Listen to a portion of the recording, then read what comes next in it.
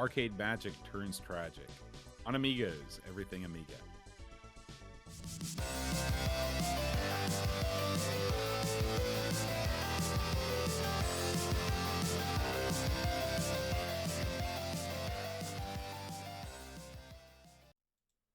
Hi, everybody. Welcome to Amigos. I'm John. And I'm Aaron. Today, Aaron, we're talking about Outrun.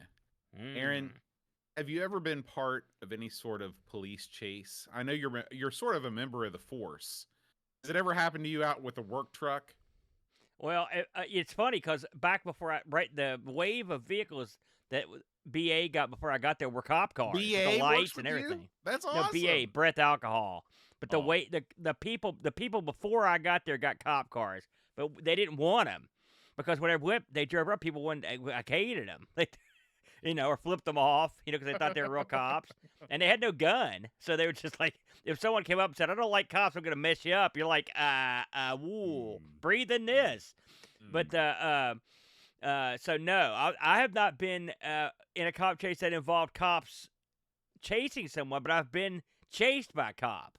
Oh, do tell. One time. Well, I had a friend of mine. I had a little car in high school, or just what out kind of of high car school. was it? Set the stage. Oh God, what was it I was driving? It was like I think it was like a hatchback. It wasn't a Rabbit, but it was something in that ballpark. Like a Okay. and Little so Honda I had Civic hatchback. and no one I knew had a car except for me. Wow. And so you were popular. Well, amongst I was used a lot. But anyway, we were going from one place to another place, but there were too many people. So I had two people sitting up front in the passenger seat, and four people stuffed in the back seat. But I had another guy, so there was nowhere to put him. I said, "Listen," he said, "Listen, I'll just ride in the trunk."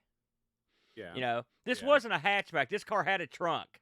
Okay. I know that, so I take that back. So whatever it was, I had a trunk. Might have been a Nova. I can't believe you don't remember what make and model a car. It was a law. This was one of my first cars, and it probably wasn't even mine. I can tell you every single make and model of every car I've ever owned. Not me. I can't tell you the make and model of the car I drive now.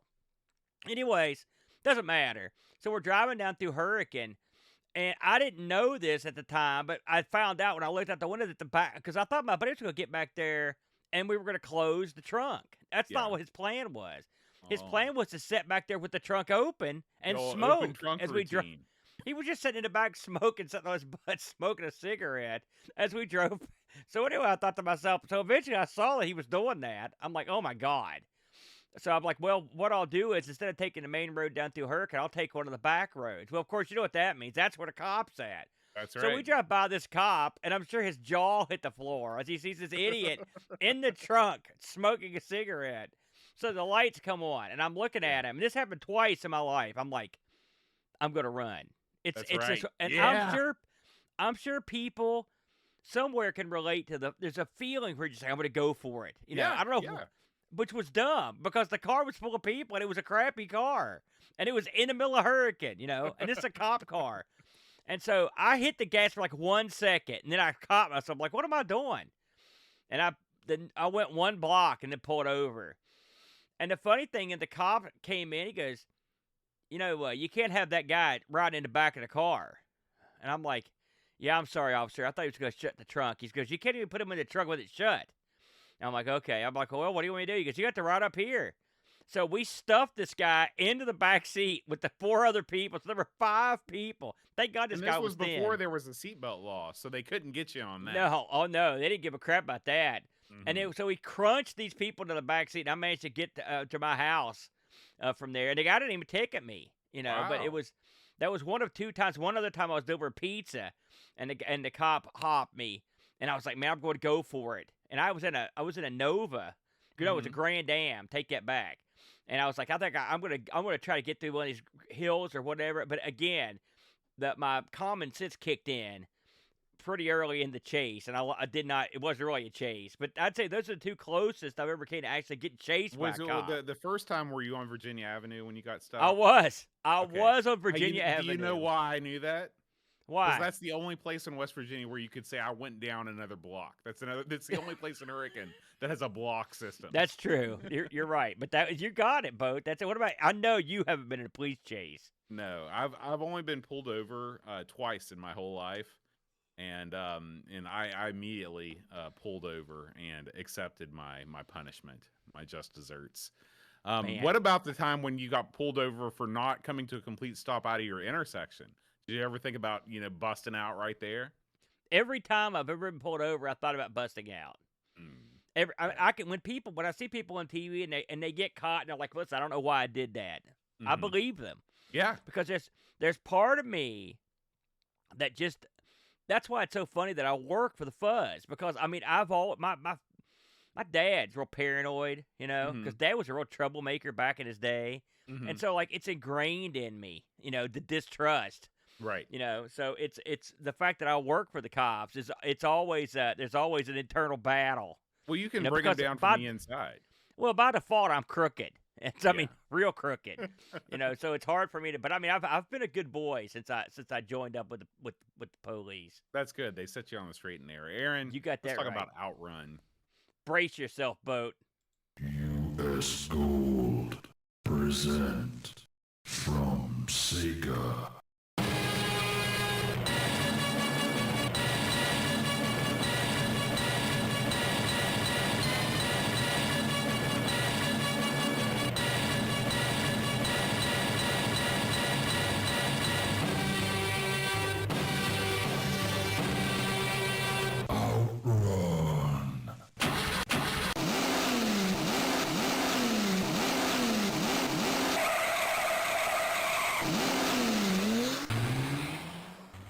Yeah.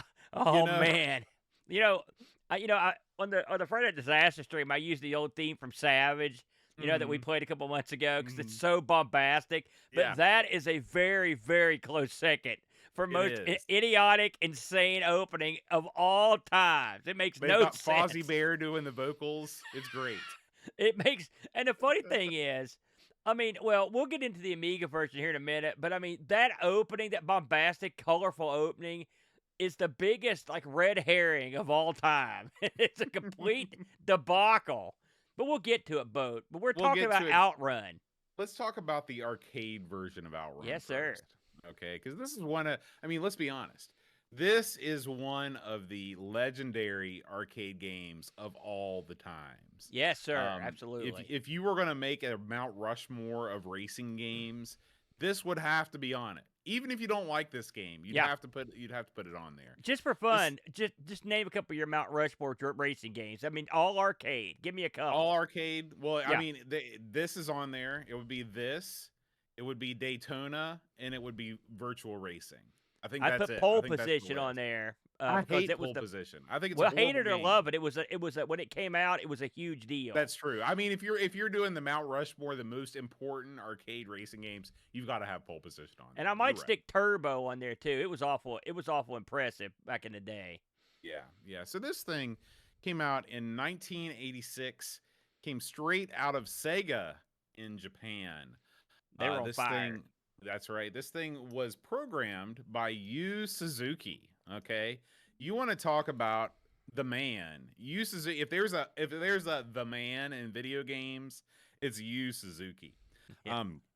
He joined Sega in 1983 as a programmer. Okay, and back then Sega, they made arcade machines, but their bread and butter, where they got most of their income, was through their home division, through their SG-1000 and their consoles.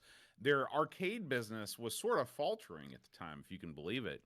He made a game called Championship Boxing for the SG-1000. Now get this, Aaron, this is insane. Sega was so impressed by Championship Boxing for the SG-1000, they just made a bunch of cabinets, stuck SG-1000s in them, and released it as an arcade game. Wow. That's how good this guy. You could get away with that in the early 80s. You could just do it. I love that. That's right. That's great. His first big arcade hit was Hang On, the motorcycle game. Oh yeah.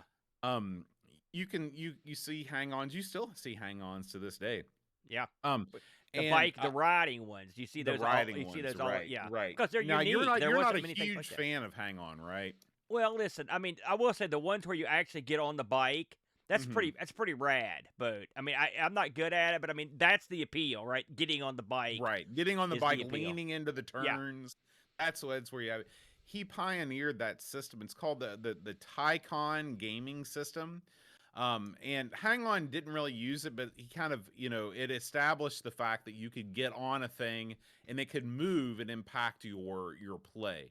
This is sort of like, if you look at what we would call the early environmental cabs that were available in the United States, you always think about, Tron is a big one, the environmental cab, pole position, Star Wars, they had sit down cabs. But when you come down to it, the gameplay on those was the same whether you were sitting down or standing up. The controls were the same. Hang On really made an impression because it was the first time that you were doing something different with your body that impacted gameplay. And Outrun really took it to the next level because you had, in one of these Tycon motion controlled hydraulic simulators, you'd feel the whole cabinet, shift with you as you rolled through. And obviously this was huge. This was a huge hit. People never seen anything like this. And this was really the turning point with Sega when they started making more money from their coin-op sales than their home console sales. I thought that was really interesting because if you look at their biggest competitor, Nintendo, obviously Nintendo was a huge, player in the arcades. And I'm not exactly sure at what point Famicom/NES sales overtook their arcade sales. I would wager the guess that it was pretty early on. Yeah. But it would be interesting to see how that graph worked when that happened versus when it happened with Sega. So anyway, Space Harrier was the first Tycon game. Space Harrier, where you're flying around, you're flying an F-16, and you're blowing up stuff. And then came Outrun in '86. Aaron, did you ever play any of those did you ever play an environmental Space Harrier before? No. I did. In fact, I never saw an environmental Space Harrier. The one I saw most of all was like G-Lock, I think was one, and the what's the other Sega airplane shooting game? God, I should know it by now. But it's G-Lock is the big one. That's right. The one I would think of. Yeah, but yeah, I didn't give those a whirl. I was a big boy. I wasn't squeezing into one of those bad boys. I can tell you that. Yeah. Well, that's sort of the problem is they made all these cabinets for Japanese style people. Afterburner. That's what I'm trying to think of. That's the other one I saw would be Afterburner. Right. Yeah. In fact, when I was talking about all that stuff that I said about Space Harrier, I was actually thinking about Afterburner. Space Harrier did come first. That did not come in a special Tycon cabinet. I was surprised. I was like, what? Yeah. I was like, man, I didn't know that. Outrun is the first one, and then Space Harrier followed that. I apologize for the mistake. Now, Yu Suzuki didn't rest on his laurels with Outrun. He pioneered the kart racing genre. He beat Mario Kart to the punch by 5 years with Power Drift. That was really the first I remember kart racing game. G-Lock was the first 360 gyroscopic cabinet that could spin you all around.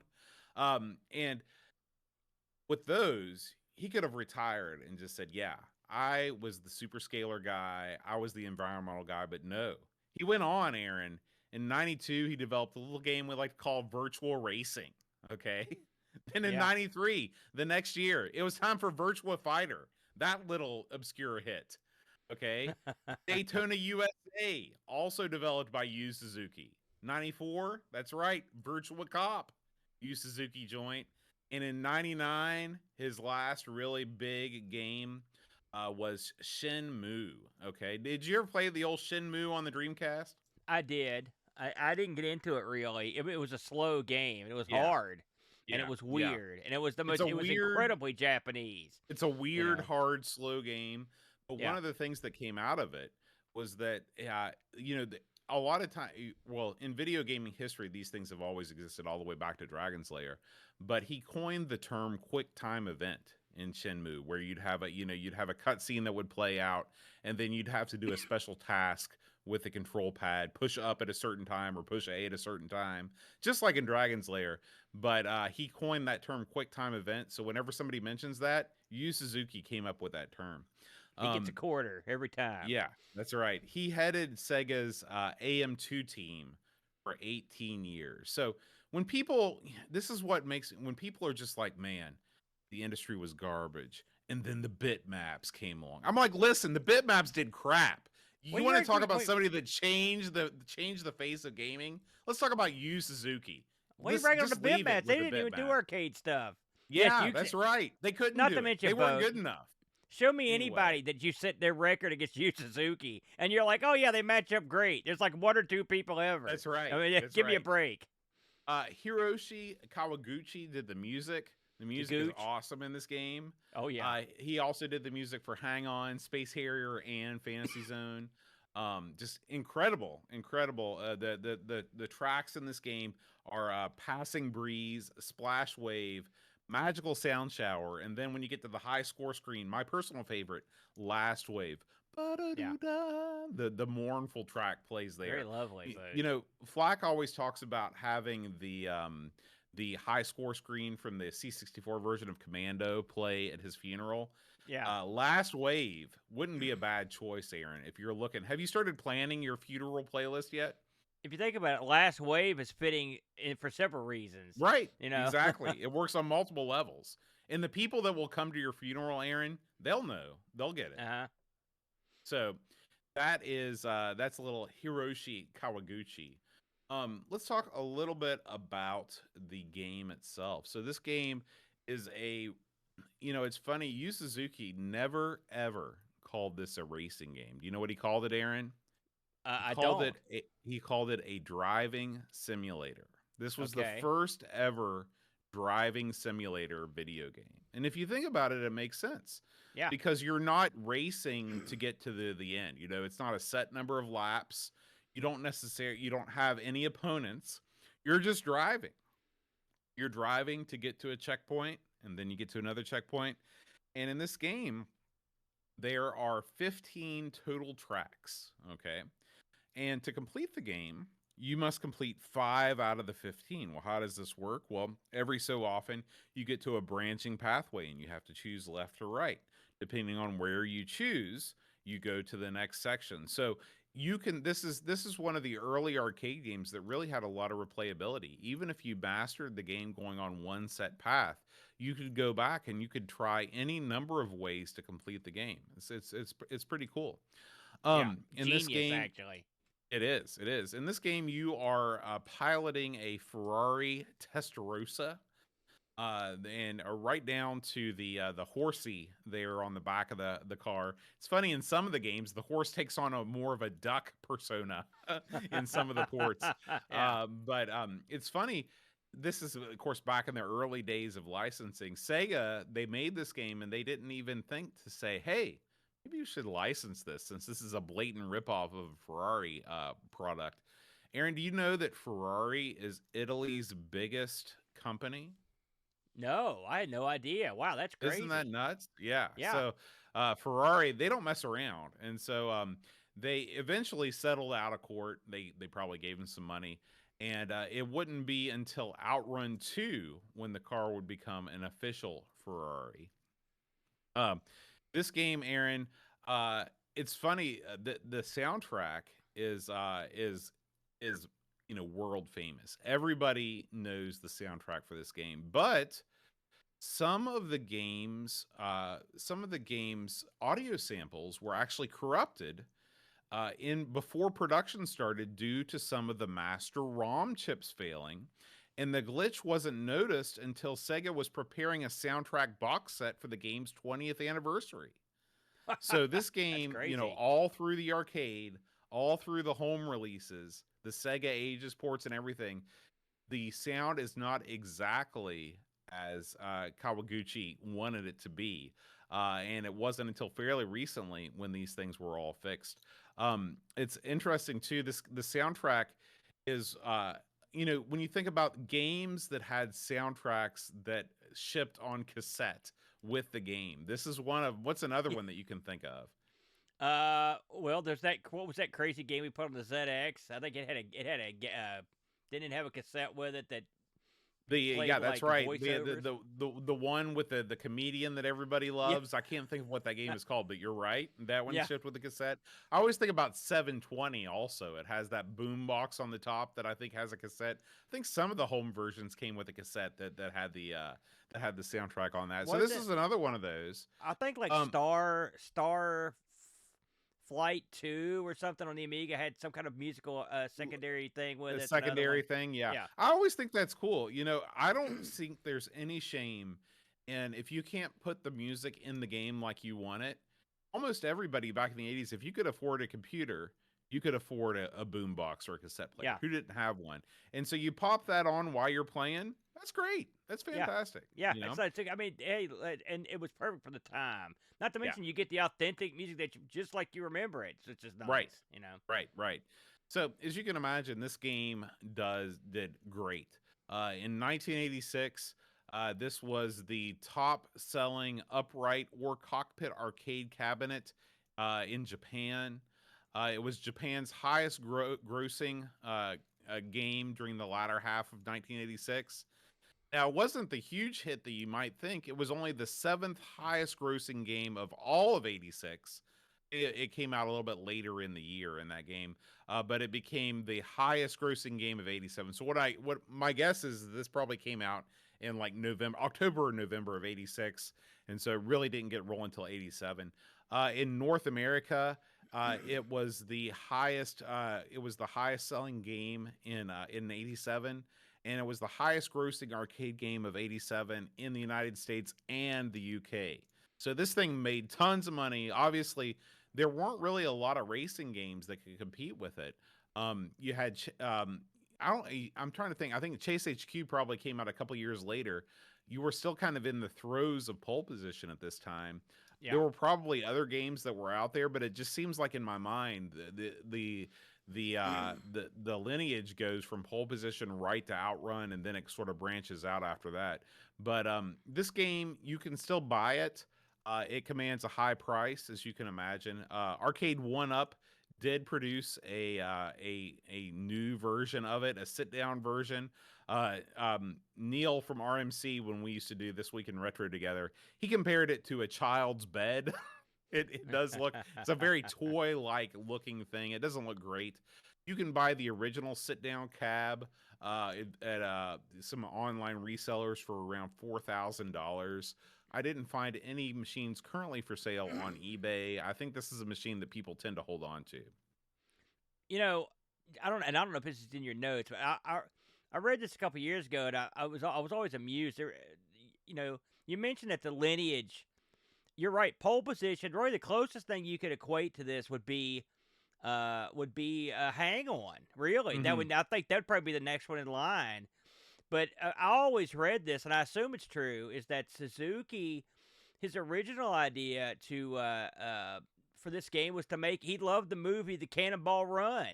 Really? You know, okay. Yeah. And so he was that makes sense. And he'd planned on making this a race across the U.S. Now, I was reading this on Wiki the other day because he was doing scout locations and stuff, and the president of Sega was like, "Listen, the U.S. isn't safe, and also it's too big and too boring." And so that's why they so the location is sort of based on, they scouted locations in, believe it or not, they went out and scouted locations for this, just like they photographed and recorded a car.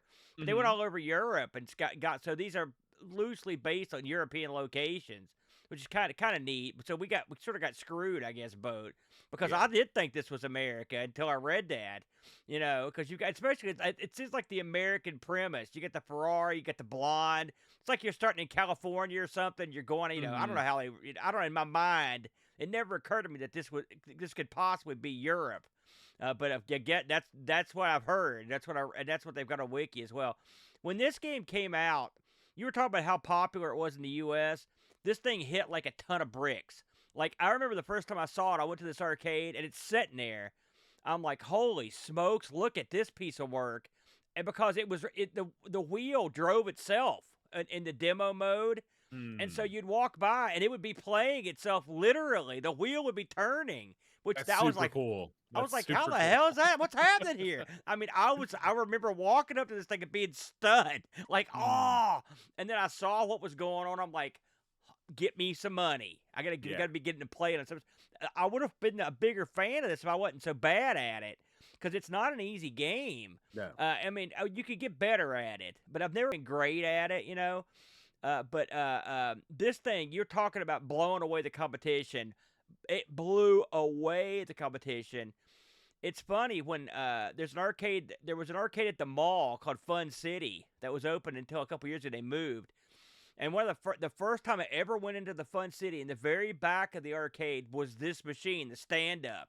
This is just like maybe 5 years ago, but it stood back there like a god, like surveying the arcade, like here I am. And the first game I played at Fun City after all these years, I just grabbed that wheel, grabbed hold of the stick, hit the gas. I was like, oh yeah, this is the one.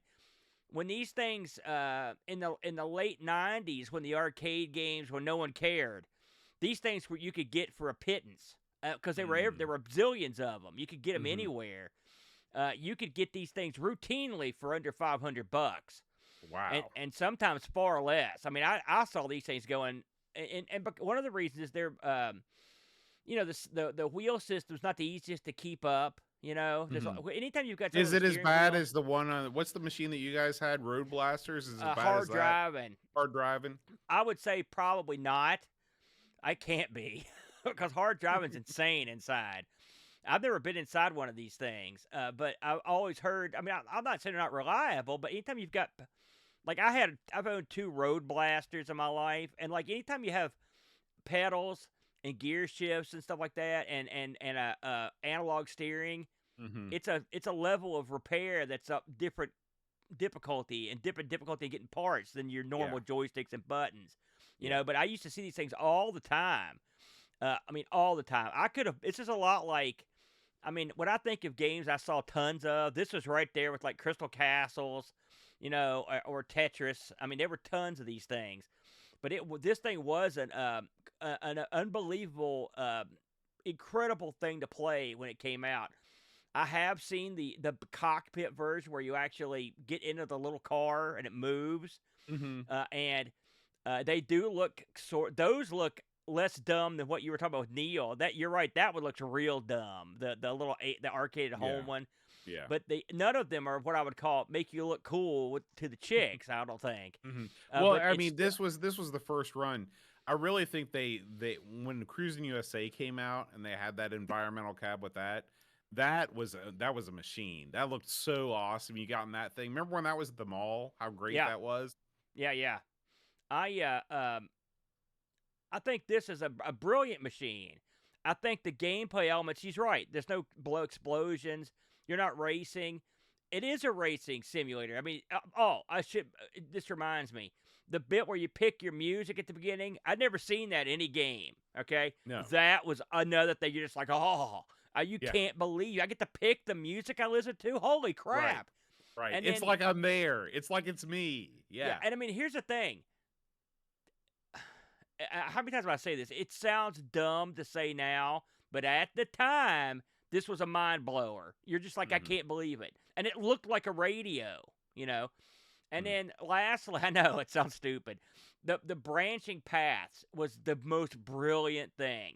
You get all these scenes, but you have to play over and over to see them all. And you know they're out there because of that big overhead map you see when you lose. Brilliant. Brilliant from a money-making perspective because you're showing people, hey, here's what you didn't see, which is a ton. You're like, I got to get there. How many times do I have to try to get there? It's money, money, money. I'm sure this was a big earner back in the day, Bo. But yes, this one I have nothing but fond memories of. I mean, I remember distinctly the very first time I saw it. I think I was at a Hills when I saw it the first time. And, I mean, it blew my mind. So, yeah, an all-time classic, stone-cold classic on this one. So how is that compared to the Amiga version here? Well, I mean, that intro, Bo, that intro's pretty good. So let's shift gears. And I mean, we're downshifting here big time to the Amiga version of this. So let's get into it. released in '89, and developed by Probe. And trust me, we all felt the probe on this one. And released by U.S. Gold, Fool's Gold boat. This is, I mean, let's just get it out of the way. This is probably, if I had to pick a game on the Amiga that's the most reviled game, and the thing is, it's not the worst game, not even close. But I'm talking about the game that makes people the maddest, that makes them the most angry. This is the game I would pick. It's infamous. It's notorious. And it's, I've never met anyone that gave it the big thumbs up. It's a big dud. And so I'm just going to list it. When we did this, I thought, I'm going to do my best to be objective. And I'm going to try to figure out what went wrong. All right. So, again, this was developed by Probe. Probe is up and down as a developer boat. They really are. We've played a bunch of their games. We played Alien 3, Golden Axe, Primal Rage, Road Blasters. I've played, and they've done a bunch of other games. Mortal Kombat 2, Savage is one of theirs, by the way. Solomon's Key, TMNT, the coin-op version, Tiger Road. They did a bunch of stuff. And so I thought, well, Probe, they're up and down. You can't just say the developer stinks, because they don't. They've done some good games. So let's look at the people who actually worked on the game and see how they did. So this was coded. The coders are listed as Ian Morrison and Martin Kane. Now, I looked at what Ian Morrison had done. So listen to this. I'm going to read you what he did, and then we're going to talk about how they were. Okay. He did Chase HQ 2. Okay. He did Cisco Heat. He did Hydra, and he did Road Blasters. Okay. So you can see those games all have a lot in common. Okay. On Lemon, Cisco Heat, Chase HQ2 has a 6. Cisco Heat has a 4. Hydra has a 5, and Road Blaster has a 5. So let's just say these are midland to low efforts. Okay. But this guy did have a genre, which was a racing or chasing type genre. Listen, it's sort of like your journeyman pitcher. You've got to have some guys that are, they're coders that will put out an average to below average effort consistently throughout the years. You need a Jesse Orozco to be out there. The other coder, Martin Kane, the only game he's credited on is Turbo Outrun 4. You got me on that one. The graphics on this, so get this. You've got 2 graphics guys here. Alan Tompkins. Now listen, Alan Tompkins did Falcon CDTV, which is a real popular game. He did Megalomania, which is a real popular game. He did Mr. Heli, which is a real popular game, and he did some other stuff, Heavy Metal and so he worked on some pretty quality stuff. The other graphics guy, Alan Greer, worked on 1943, Chase HQ2, Cisco, Hydra, Road Blasters, a lot of the same stuff. But I read a little blurb from an interview because they were asking what the heck happened on Outrun. He said, I had very little to do with Outrun. He remembers redrawing some minor details on the card on the loading screen, but he wasn't the original artist at the time. You know what they say? Brilliant inventions have thousands of authors. Duds are orphans. Yeah, well, he's throwing Alan Tompkins under the bus here in terms of the graphical stylings. The music on this was done by Jason C. Burke, who did on the Amiga that Afterburner, Feud, Heavy Metal, Hellfire, Akari Warriors, Pac-Land, a few others. And I would say of all of the litany of failures in this, he's probably the least likely to be smacked because the music, it's not the worst, in my opinion. Now, we heard that incredible opening. We got to talk about that just out of the gate since we played it earlier. The Amiga opening for Outrun, the Savage-like opening, it's like, remember Owner of a Lonely Heart? It's like orchestra strikes to beat the band. Well, it's Trevor Horn. Trevor Horn is who pioneered the orchestra strikes and that sort of style. You love that, don't you? No, I hate it. I know you do. I know you hate it. So what did you think when you first loaded this up? I remember we were probably together.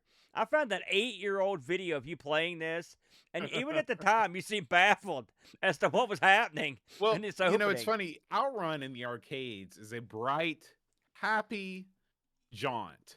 You know, it's a positive, whimsical endeavor. Yeah. And so when the first thing that you hear and when you fire up this game is some sort of like faux death metal guy announcing that US Gold presents this game. No, it's Sega. Sega presents. Sega presents. And then you've got, you know, the orchestra hits, and it's just like it's setting you up for an experience that's totally opposite of what this game should be. I can see that, like for Savage, it makes perfect sense. Yeah. Because Savage is a game where you're a freaking savage and Right. you're destroying dudes, you know? This is a game about driving your real fast car with your hot chick, having a good time, you know, playing Passing Breeze on the stereo. So it boggles the mind why they would. Now I realize that, you know, in the 80s, people were just, maybe they thought, hey, people are going to be real impressed with this opening. It sounds awesome. It's got some attitude. But that's not what you know, I don't know if you've ever heard people that are Sega fans talk about this era, but they talk about it like the blue sky era of Sega, you know, where everything is bright colors, everything is dolphins leaping out of the water and crossing the screen, you know, stuff like that. Fun. Yeah, fun. And the intro to this sets you up for something that's not fun, which is true. Good job, intro. It's like a fighting game intro. It's what it reminds me. There's evil like laughing. There's all these orchestra strikes, and then they go bananas with the engine, and it's all. But what makes it worse is they set the intro on a screen from the arcade, and you're like, oh man, when this thing loads up, I'm going to be playing that. Well, I mean, that's its number one fail. That's the game's ultimate sin. Okay? Yeah, because you can put whatever you want on the box cover, you know. Yeah, and you can sell the game however you like with a really nice painting on the front. But when you put a screenshot of the arcade game on the loading screen, and then you load something that does not look like that, you are basically punching everybody that bought this game in the face. Yeah, or lower. Yeah. So the word on the street, I've read this a couple places, so I'm going to take it as canon. This game apparently was converted. In fact, I read this when an interview with Alan Greer. This game was converted wholesale over from the ST version. Okay. And I looked at the ST, so I thought to myself, hey, what if the ST version has that crazy opening? You know, just and it does have the picture, but it does not have the crazy opening. You know, I didn't see it anywhere, and I looked. The first time that I loaded this up, I was convinced that the open was some sort of like crack screen or something like that. Because that's exactly what, if you're trying to be elite with your boys and send out some greets, you're going to make an opening like that. Yes, I thought the exact same thing. I remember the first time I loaded this up and that came up and I thought, man, that's weird, but this is going to look great. And then, man, that's when it hits you. It doesn't look great. It looks bad.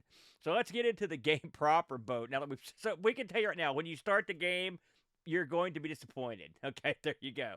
So this game, of course, if you play the arcade game with this, you start out, you pick your song, and you go. That's not the way this one starts. You hit the button, and you're pretty much getting ready to go. There is a flag guy there, and something, I guess, sort of like a crowd, and you're in the desert for some reason, and then you go. And so you're asking yourself, where's the changing of the tunes? You know, what's going on here? Where's the options menu? Where's anything? Well, you find out when you pause the game, when you hit a key on the keyboard, you get like an overhead, a top menu line. It's very Sierra-esque or DOS It is Sierra-esque. You're right. That's exactly what it reminds me of. That's a good call, Boat. And so you use your joystick, if you're using the joystick, to go up there and you can go through the different options. What are the options?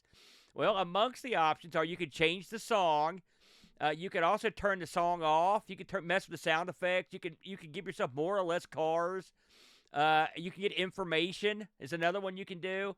So this is all goofy, but I mean, it does give you a lot of options, but it's not like the arcade. Now, the one thing you can do is you can switch your music during the game if you want Yeah, to. That's true. so I guess that yay for that. Yeah. There's a bonus, but Mhm. otherwise, this interface is dumb and lazy. In fact, a lot of this game it strikes me as lazy. But just out of the gate, but what do you think about that as your interface? Well, it reminds me, it's a very sort of like, it's something that I expect to see out of Blitz Basic, to be honest with you. It's the lowest Would you effort stop? way to do anything. And the thing is, here's when it comes down to it, if you're concerned about pleasing your audience, the number one way to please your audience when you're making an arcade port is to make the opening of the game look like the arcade. Yeah. And it's not hard to do. No. It's not hard to do. Every other version does it. The Master System version, I'm not talking about the other micros because they were the same low effort crap, but I'm talking about outside Europe where people cared. There was a feeling that, hey, if we put the radio on the screen and you can see the little hand come down, even if the hand doesn't look so good, even the radio doesn't look so good, we're going to make the person feel like they're playing the arcade game. And that's all you wanted. Expectations for a game like this are really so low. They're so low, and they could have been met so easily if not for the fact that I think that the people that were behind this were either, let's if we're being generous, we'll say they were very time crunched. But really, it's just it's a question of maybe they misjudged what people are looking for when they play an arcade port. Well, first of all, I agree with almost everything you said. I mean, keep in mind that like this, the ports of this that did get to Europe on the Master System and on the Mega Drive. So I mean, they cared about the Europeans. It wasn't just like they were going to no, because those were ports that were not developed in Europe. Right, but I'm they still talking were about the issued to Europe. MSX. I'm talking You're just about saying the 8-bit and 16-bit developers didn't care about the Europeans. I'm talking about the computer ports as well. Clearly, they didn't care about the Americans either.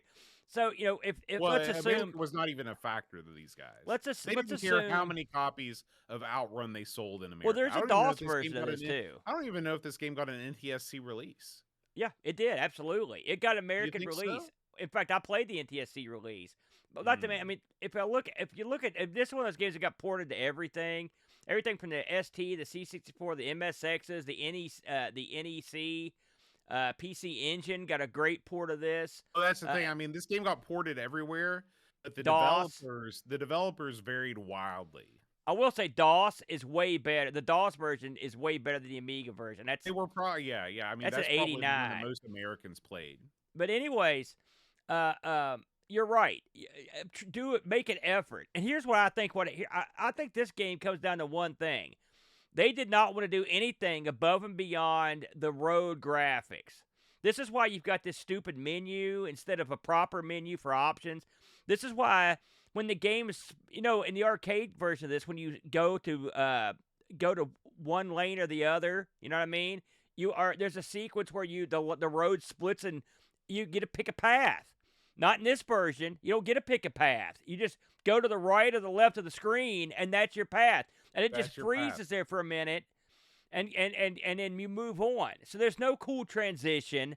There's no nothing. It's sort of like a whole different. There's no split of the screen. Why? Because they didn't want to code that in. Is why they didn't want to code anything in. Like a lot. If you look at the map, like this has supposedly has all 15 of the different stages. You've got stages like Lakeside, Seaside Town. I watched someone play every stage of this, and I played a bunch of them myself.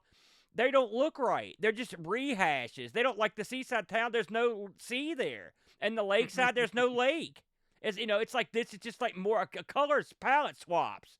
But anyway, we'll get to that. Let's talk about the gameplay proper. You start the game, and if you've never played Outrun, you've got a gas pedal, a brake, and you've got a low and high gear. And you've got your steering wheel. That's the game. So on the Amiga version, you've got your button to swap the gears. You push forward or pull backwards for brake and gas. There's also the ability to play with the mouse, which I'll admit I did not try because I always hate that, but you can. I saw it in the options. this game is set up just like the arcade. Exactly the same screen set up with the time, the score, the lap time, and your speed, and at the bottom right, the stage you're on, and a little pyramid that shows you which path you're taking through the game. So that's all the same in the arcade. One of the major differences in this, well, there's two major ones. One, the frame rate is, oh man, is it bad and low. I mean, it's the dirt worst. It's so low. And secondly, the angle that you view your car from is like, and this guy does this in every one of his games. It drives me nuts. It's too low. The angle is not right, so it doesn't look quite like Outrun. But I could forgive that if it wasn't for the frame rate. I mean, the frame rate in this is just the worst. It runs like crap. Even on an accelerated Amiga, it runs like crap. It's just a horribly unplayable debacle. What did you think about the gameplay of this thing, Boat? When you play a racing game, the most important thing... Well, let me ask you, Aaron. Yeah, man. What is the most important thing to you when you play a racing game? The sense of speed, Boat. That's it. That's it, 100%. And when a game doesn't deliver on a sense of speed, everything else doesn't matter. Yeah. And this game fails in delivering any sense of speed whatsoever. It chugs along at a pace that is embarrassing to a architecture a generation below it. I mean, the Amiga is supposed to be the next gen. I mean, in 1989, in most places in the world, nobody knew what the Genesis was, and the Amiga was really standing at the vanguard of what was available for, you know, the most you could get the most arcade-like experience out of an Amiga in terms of graphics, in terms of pure power. And the fact that this thing runs, I mean, you literally watch things go by frame, like you're playing Dungeons of Daggerath on the Coco. I mean, it is really, really bad. And it's a shame, too, because, let's be honest. Okay, the graphics in this game, aside from the fact that there's got to be a technical reason why they couldn't put the ocean in the game. I mean, the way that you start out, and you're starting out in the desert, in an orange and yellow desert, that's the worst way you could possibly start any endeavor. Bad start. There's got to be a technical reason. There is water at a couple of stages, but you're right. The opening is iconic. It's iconic. You can't change that. I would love to talk to and I would not be mean. I would not be my normal self. I would earnestly ask this person, what was it about the architecture of the Amiga that didn't allow you to put the ocean in the first level? Because again, when you buy an arcade port, when you punk down your hard-earned cash for a game that you take home and you want it to be like the arcade, you want to be reminded. You know it's not going to be a one-to-one thing, okay? You just want it to hit the high points. You want to see the radio. I mean, you acted like it was dumb, but it's not. That was a huge deal. Being able to pick your tune by tuning the radio. No, I don't think that's dumb. I think that you're 100% correct. I agree with you. You want to see that. And when you play that first stage, you want to see those sailboats on the ocean. You want to see that. Yeah. And there's no reason why, in my mind, the Amiga couldn't provide those two things, you know? Maybe later on down the line they could have made some concessions, you know, in the second, third, or fourth stages. But you've got to nail that first stage, because that's what makes the people realize, hey, I did the right thing by buying this game and not pirating it, because it's at least giving me the same feeling. Okay. So there's that, and then then there's the speed. The speed is horrible. Now, we can't neglect the fact that the two passengers in the Ferrari look like Peter Griffin and a chicken nugget with a yellow bandana. I never noticed that, but kinda.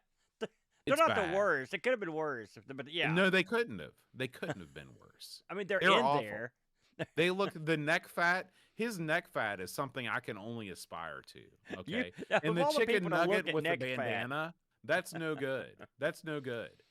And so you've got characters, you know, when you play the original Outrun, you've got a handsome dude with a good-looking chick, And guess what? If you're playing this game, you're probably not a handsome dude with a good-looking chick.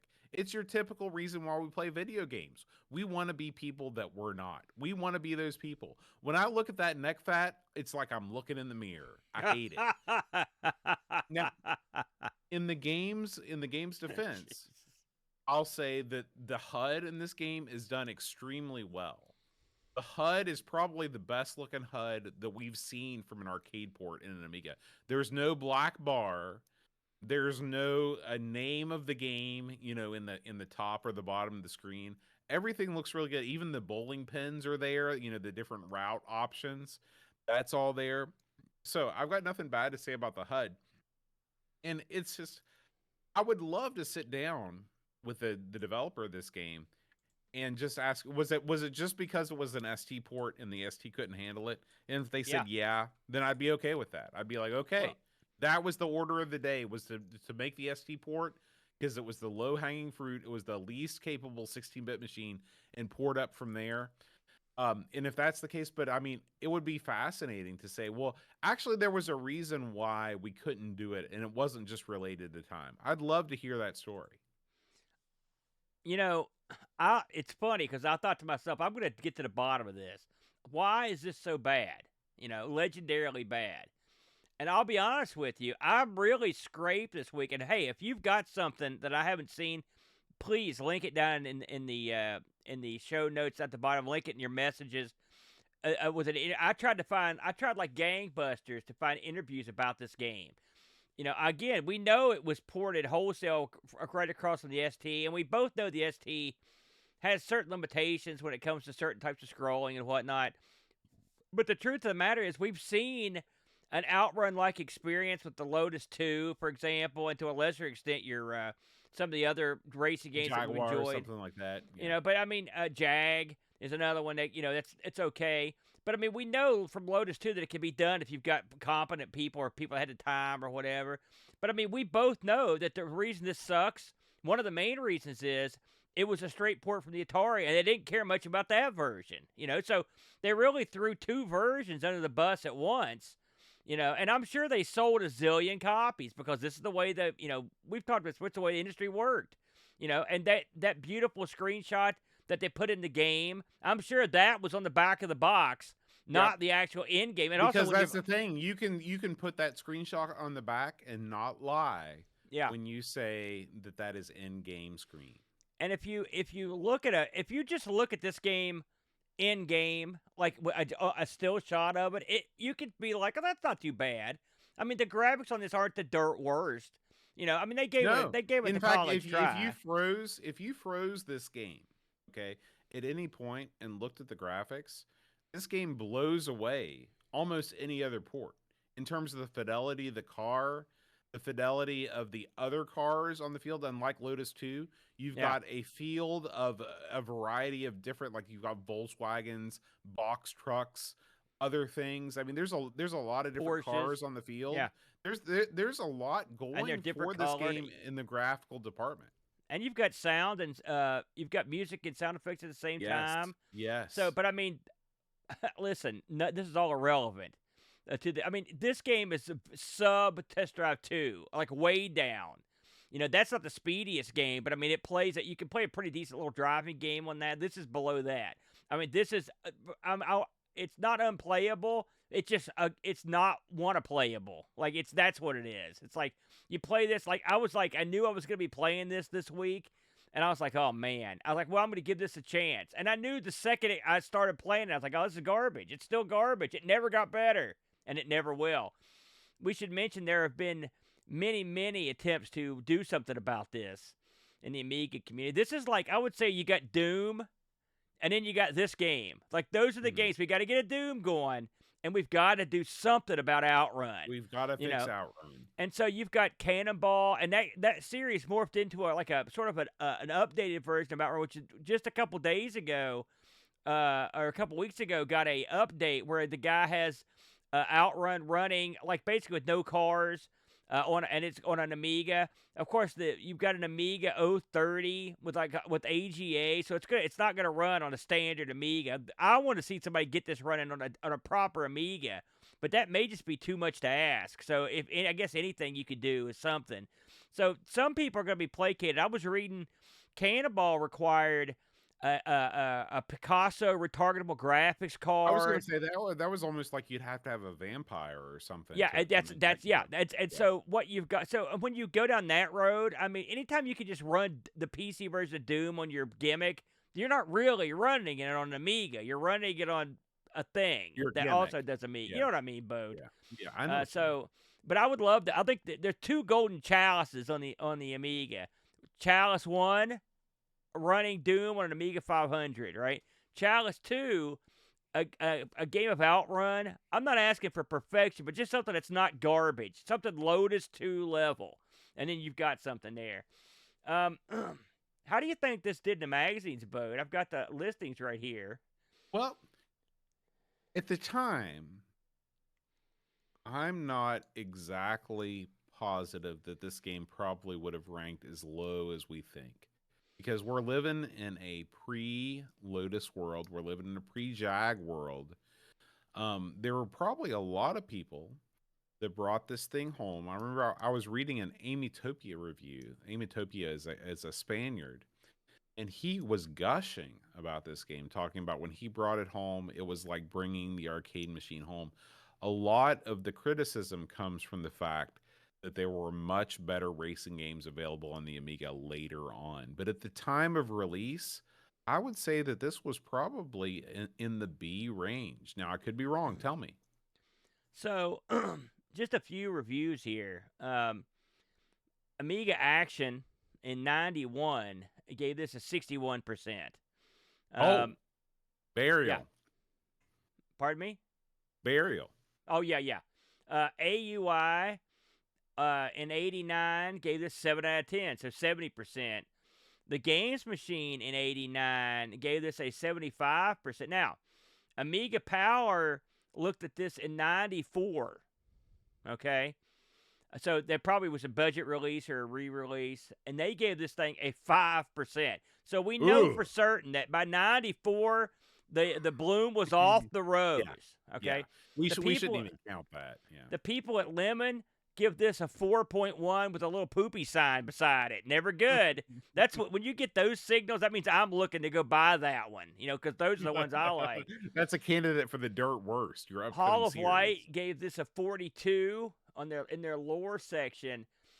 So this game did not review great, but it did not review as terribly. Like, here's one for you. Keep in mind that we don't normally do this, but this is an Atari ST port. I looked at the Atari ST version. It's very, very similar. All right, so newsflash. The Atari ST User Magazine gave this a 90%. The Ace in the Advanced Computer Entertainment, the Atari version got 87% in that one. And they gave the Amiga version an 82%. Okay? Mm-hmm. Now, I don't know how you give those scores and then walk around town, but again, reviews are always relative to what else is available in the system. Well, and we played enough Atari ST games to know that game is not exactly a system where there's a lot of great racing games walking around. That's true. This might be King of the Mountain. Yeah. Well, God, I hope not, Bode. But I really hope not. I hope that's very depressing to me and Brent. And Amiga Action gets a 61, like I mentioned. So you got low scores, but I can tell you right now, across the board, this is a hated game. Now, did we get any Discord action on this? I don't think we did this time around. We didn't, because this is a Summer of Arcade game. That's true. Good point. So we'll skip right past those. And how much do you think this thing's going for, Boder? Now, this is interesting. I have no idea, of course. I never looked. Yeah. This game has a rep, as you know, among the Amiga community. I'm guessing. How do you mean? Well, people think that it's horrible. Oh yeah. And a lot of people collect horrible games. Yeah. I'm gonna guess that this is probably not the cheapest game out there. I'm gonna say you can get a boxed copy of this for around $50 US. So I looked to see what was out there. Okay. And right now, you're looking so this came in one of those cool, like double, like a wide box. The box is cool because it's got a picture of the arcade on it. It's cool looking. $143 is what they're asking for that one. Okay. So now, is that what you would sell them for? It's unlikely. You could get like the normal box. The PC had a white box that was like a normal size box that was probably what the American version released in. I've seen those going for around $50. I mean, selling. So you may get lucky and get one like that. But I mean, this is a game just because the box is cool looking, and I know for a fact that the wide box will sell for over $80. So your mileage may vary. Would you pay that for it, Boater? No. The most I would pay for this game is about $20. You know, just before we finish up on this one, I brought the comparison screen back up, just so you can see the leap, the unbelievable difference in terms of the smoothness. And as much as we bury the Amiga version, and it should be buried, I mean, it's deep beneath the Earth's crust. I do want to heap tons and tons more praise on the actual arcade version of this, because not just because this guy had better tech or whatever. Yeah, he had better technology, and they could spend money on the arcade board, yada, yada. But this game was well conceived, it was well executed, and it was done by someone who knew what they wanted, and they knew how to make it interesting, and as well as make it be an earner. And I think you'll agree with me, Bo, that this is what puts this in the elite category of arcade games. Absolutely. Are you a sketchy tech? Do you have the right tools for the job? Have there been incidents? Next time, don't try to fix it yourself. Send your broken Amiga to Retro Rewind. Get a full diagnostic, a reasonable estimate, and the peace of mind knowing that your machine is in the hands of real technicians with decades of experience and cutting-edge repair equipment. Save 10% off your repair with the promo code Amigos10. Thank you to RetroRewind.ca for supporting this episode. All right, Aaron, what do we got coming up next week on the Amigos Summer of Arcade? Gosh, who knows, Bo?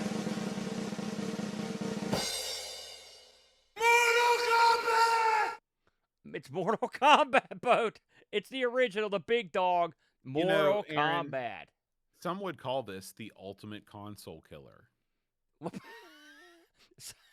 Well, here's what I call it. Another game by Probe. That's what I call it. Back-to-back Probe. Double, yeah. Man, we're getting double Probe. Not good. That's not good on any planet, Boat. Not good. All right, guys. Thanks as always for watching. We'll see you next week when we cover Mortal Kombat. See you next time, and until then, adios. Amigos is made possible by contributions from listeners like you. Patreon supporters help choose the games we play, receive exclusive magnets, and get access to the Amigos Retro Gaming Discord server. Visit patreon.com/Amigos Podcast if you'd like to support the show and join our community.